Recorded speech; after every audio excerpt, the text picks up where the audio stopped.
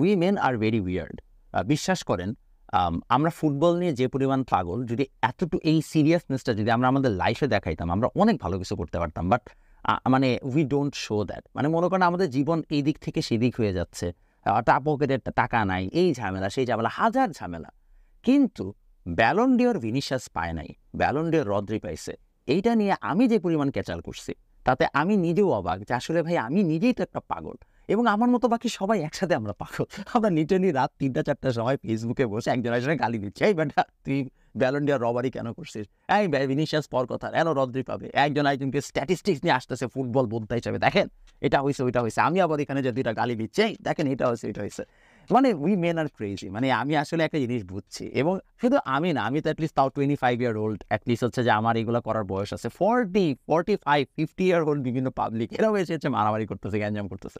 and then I realise যে আসলে হচ্ছে যে